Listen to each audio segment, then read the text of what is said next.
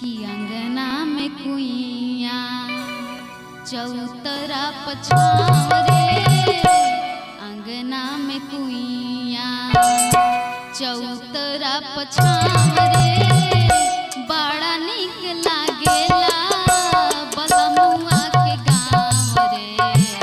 अंगना में कुइया चौतरा पछाव रे, बड़ा निक लागेला बलमुआ के गाँव रे।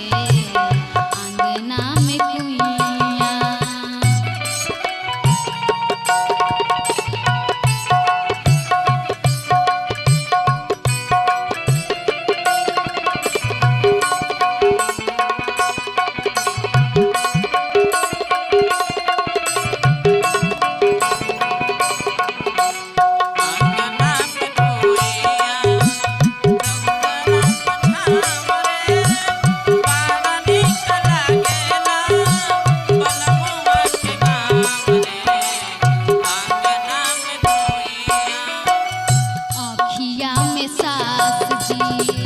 हरदम बसावे, अखिया में सास जी हरदम बसावे, बेटा बेटा कही के ससुर जी बुलावे।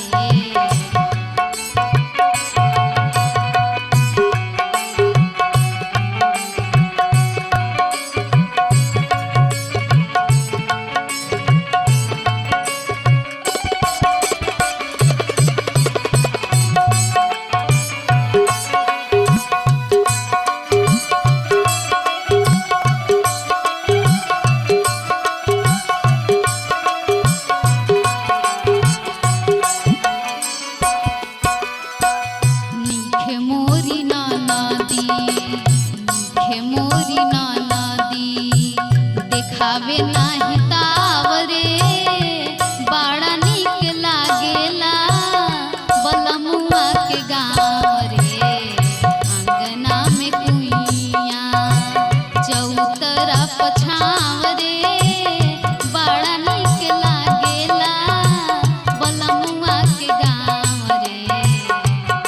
अंगना में चहकेली छोट की चिड़ैया, अंगना में चहकेली छोट की चिड़ैया, दुअरा पलैकन के बाजे बधैया। अंगना में कुइया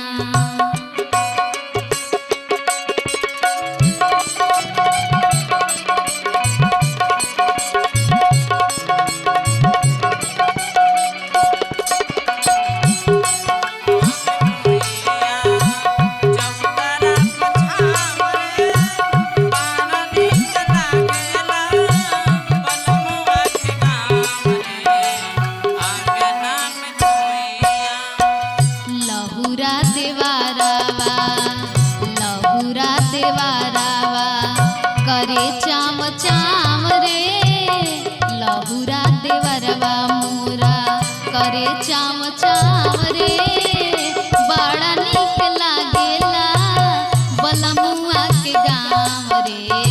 अंगना में कुइया चौतरा पछाव रे, बड़ा निक लागेला बलमुआ के गाँव रे।